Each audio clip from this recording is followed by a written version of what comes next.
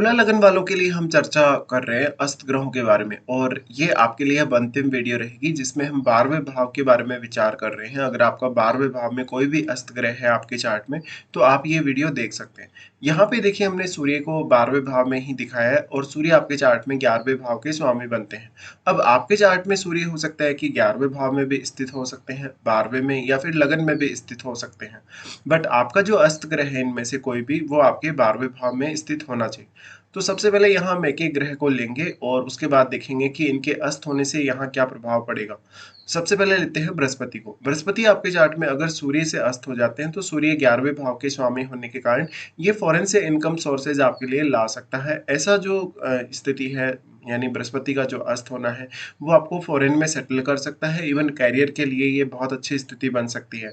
But अगर दूसरे तरीके से इसको देखा जाए तो यहाँ बृहस्पति आपके 3rd हाउस के लॉर्ड हैं और 6th हाउस के भी लॉर्ड हैं। इसलिए आपका ज़्यादातर एफर्ट इस हाउस के लिए जो भी लगेगा वो आपके काफ़ी काम आएगा और सूर्य अपनी एनर्जी यहाँ बृहस्पति को प्रोवाइड कर रहे हैं। सूर्य द्वारा बृहस्पति को एनर्जी प्रोवाइड करने की वजह से इस बात की संभावना बहुत अधिक बढ़ जाएगी कि कहीं न कहीं अब 12वें भाव को एक्सप्लोर करना, 12वें भाव से संबंधित जीवन में प्रगति करना आपके लिए आसान होगा। इसलिए फ़ॉरेन से कुछ अच्छे इनकम सोर्सेज़ ढूँढना भी आपके लिए आसान होगा। इसके साथ ही बृहस्पति अस्त हो जाते हैं, तो कहीं न कहीं ये आपके धन लग्ज़री के हिसाब से उतना बेहतर नहीं है क्योंकि हाथ में जो भी पैसा आएगा वो जाता ही रहेगा और सेविंग करना थोड़ा मुश्किल ज़रूर होगा। बट यहाँ आपका एफ़र्ट जो लगेगा उसमें आपको ईज़ी रहेगा क्योंकि सूर्य की एनर्जी यहाँ आपको मिल रही है। ये मैरिड लाइफ़ के लिए उतना अच्छा नहीं कहा जा सकता क्योंकि 12वां भाव आपका बेडरूम है और बेडरूम में अगर इस तरीके से अगर ग्रह अस्त होगा, तो कहीं न कहीं आपस में मतभेद बढ़ाएगा और रिलेशनशिप को लेके भी काफ़ी सारी प्रॉब्लम्स लाएगा। बट आध्यात्मिक उन्नति या आध्यात्मिक ग्रोथ के लिए कुछ हद तक अच्छा हो सकता है।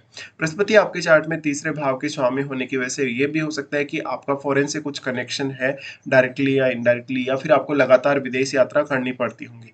बृहस्पति आपके 6th हाउस के लॉर्ड है। 6th हाउस के लॉर्ड होने की वजह से यहाँ वो हमेशा आपको प्रोटेक्शन देंगे क्योंकि फिर बृहस्पति का दृष्टि भी यहीं आएगा अपने भाव पर और सूर्य अगर आपका 12th में है तो सूर्य का दृष्टि भी यहाँ आएगा। तो कुछ हद तक हम ये बोल सकते हैं कि ये डेली लाइफ के लिए या करियर के लिए थोड़ा बेटर ज़रूर होगा। बट यहाँ बृहस्पति को जो पावर मिल रही है, उसका इस्तेमाल आप आध्यात्मिक रूप से अपने आप को विकसित करने में कर सकते हैं या फिर आप कुछ नई चीज़ें एक्सप्लोर करने में कर सकते हैं।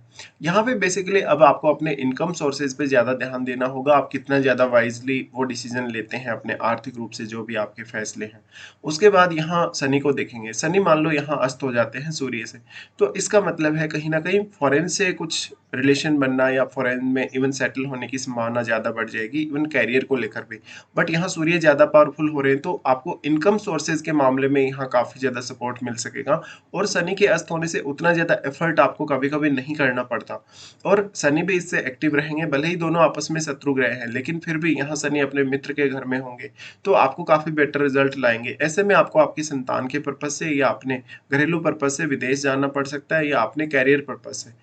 यहाँ शनि का बट अस्त होना ये मैरिड लाइफ के लिए उतना अच्छा नहीं कहा जाएगा और यहाँ पे फिर आपको देखना पड़ेगा कोई अन्य ग्रह का प्रभाव है तो वो कितना प्रभाव यहाँ डाल रहा है क्योंकि ऐसे में कभी-कभी आपने अगर कुछ इलीगल काम किया है तो आपके ऊपर कोई कार्यवाही या पेनल्टी वगैरह लगने की भी संभावना बढ़ जाती है। लेकिन इसका मतलब ये नहीं कि आपकी जेल ही होगी। शनि यहाँ पे अस्त होते हैं तो कहीं न कहीं इस हाउस के लिए आपका जो मेहनत है, आपका जो हार्ड वर्क है, वो जितना भी आपका लगेगा वो आपके काम आएगा। इसके साथ ही शनि देखा जाए तो आपके चार्ट में 4th लॉर्ड है और आपके चार्ट में 5th हाउस के स्वामी हैं। ऐसे में शनि अगर 12वें भाव में अस्त होते हैं तो आपके लिए इन भाव से जुड़े हुए कोई भी ऐसे कार्य जिनमें आपका विदेश का कनेक्शन है, वो आपके लिए काफ़ी आसान होगा। उसके बाद हम लेते हैं मंगल को। मंगल मान लीजिए आपके 12th हाउस में अस्त हैं, तो मंगल की फायर पावर और भी ज़्यादा बढ़ जाएगी सूर्य के द्वारा अस्त होने की वजह से। अब सूर्य तो यहाँ 11वें घर के स्वामी हैं, लेकिन मंगल आपके दूसरे भाव के स्वामी और सप्तम के स्वामी हैं। ऐसे में मैरिड लाइफ के लिए बिल्कुल भी अच्छा नहीं है। मैरिड लाइफ में अक्सर विवाद और लड़ाई झगड़ों का आपको सामना करना पड़ सकता है। अगर किसी स्त्री के चार्ट में ऐसा है तो उनका कोई अदर रिलेशनशिप या अदर अफेयर वगैरह हो सकता है। लेकिन ये मैरिड लाइफ को डिस्टर्ब करने वाली स्थिति होगी। बट करियर के लिए देखा जाए या बिज़नेस के थ्रू अगर देखा जाए तो ये काफ़ी अच्छी स्थिति हो सकती है, जहाँ पर आपने अपना कोई भी पर्टिकुलर टारगेट लिया हो, उस टारगेट को आप आसानी से पूरा कर सकेंगे। यहाँ पे बट फायर पावर बहुत ज़्यादा बढ़ रही है और क्योंकि मंगल ऑलरेडी काफ़ी फायरी हैं और सूर्य का एनर्जी भी उनको मिल रहा है। ऐसे में आप देखिए कि यहाँ पे इस हाउस से रिलेटेड जो भी आप काम करेंगे उसमें कितना ज़्यादा एनर्जी का बैलेंस ला सकेंगे। अगर आपने कोई भी ऐसा फैसला किया जो काफ़ी तेज़ी से किया और जो 12वें भाव से संबंधित था, तो आपके फैसले में कुछ गलतियाँ होने की संभावना भी उतनी ही ज़्यादा है। इसके साथ-साथ आपके पार्टनर की हेल्थ को लेके भी आपको कुछ मेजर इश्यूज़ यहाँ आ सकते हैं। इसके साथ ही आपके बॉस के साथ या इवन कलीग्स के साथ आपका फाइट वगैरह होना, कोई अन्य बात को लेके विवाद होना, ये भी संभावित है।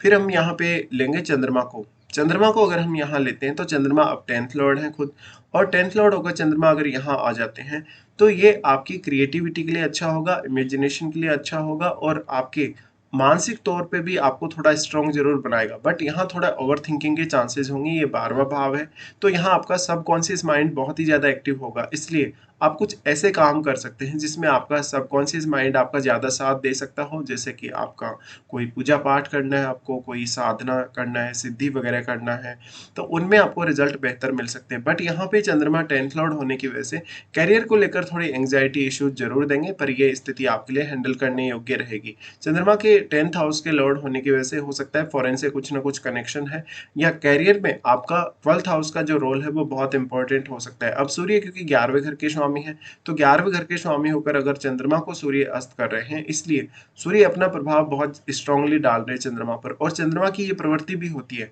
कि चंद्रमा किसी भी अन्य ग्रह से बहुत ही तेजी से प्रभावित होते हैं। ऐसे में पूरा का पूरा जो सूर्य का प्रभाव है वो चंद्रमा पर रहेगा, तो कैरियर में थोड़ी आसानी होगी, कहीं ना कहीं आपका मन थोड़ा स्ट्रांग होगा, आपकी डेली लाइफ थोड़ी सी फास्ट होगी, और जो भी आप निर्णय लेंगे कैरियर को लेके या जो भी सोचेंगे उसके लिए आप अच्छे से काम कर सकेंगे, कहीं ना कहीं डेडिकेटेड होकर आप मेहनत कर सकेंगे।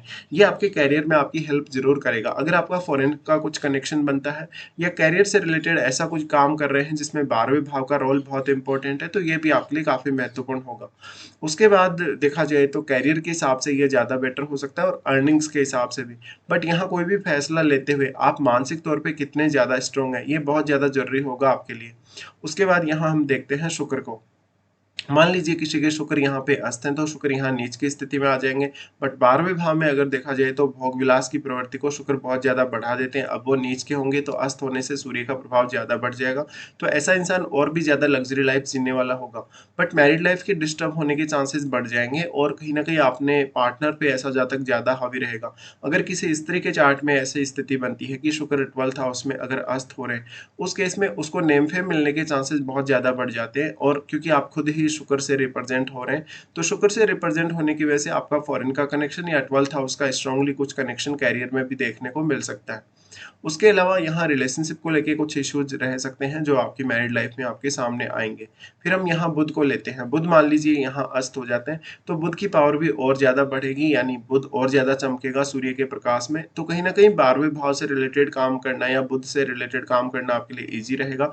साथ में यहाँ पे आपके लिए कहीं ना कहीं आपकी जो कम्युनिकेशन स्किल्स हैं या अदर जो स्किल्स हैं जो 12th हाउस से जुड़े हैं वो आपकी बेटर होंगी। इसके साथ साथ आपकी हायर स्टडीज के पर्पज से अगर विदेश जाना चाहें या अपने किसी भी प्रकार की अन्य स्टडीज के प्रति अगर आपका रुझान है विदेश जाने का, तो वो काम आप कर सकते हैं। यहाँ पे आपका टैलेंट बहुत ज़्यादा बढ़ेगा, आपकी कार्य क्षमता बहुत ज़्यादा बढ़ेगी। अगर आपका कुछ ऐसा काम है कि आपको उसमें 12th हाउस से रिलेटेड ही काम करना है या 12th हाउस को ही एक्सप्लोर करना है, तो ये स्थिति और भी ज़्यादा आपके फेवर में हो सकती है। तो बुध का अस्त होना यहाँ और भी ज़्यादा अच्छा माना जाएगा। बुध अपने मूल त्रिकोण में होंगे और मूल त्रिकोण का जो बुध होगा वो और भी ज़्यादा बेटर रिजल्ट लाएगा। अब बुध आपके चार्ट में भाग्येश भी हैं 12वें घर के स्वामी होने के साथ साथ। ऐसे में 12वें घर के साथ ही आपको 9th हाउस से भी बुध का संबंध जरूर जोड़कर देखना चाहिए। फिर यहाँ पे अगर बुध अस्त है और सूर्य भी मान लो आपके 12th हाउस में स्थित है, तो फिर दोनों ही ग्रह आपकी डेली लाइफ में बहुत महत्वपूर्ण भूमिका निभाते हैं और डेली लाइफ में आपको काफी सपोर्ट भी करते हैं। तो इसका जो असर है वो आपके टैलेंट पे और आपके करियर पे काफी ज्यादा होगा। तो इस तरीके के कुछ असर आपके सामने आएंगे जब भी इनमें से कोई भी ग्रह आपका अस्त होगा आपके 12th हाउस में।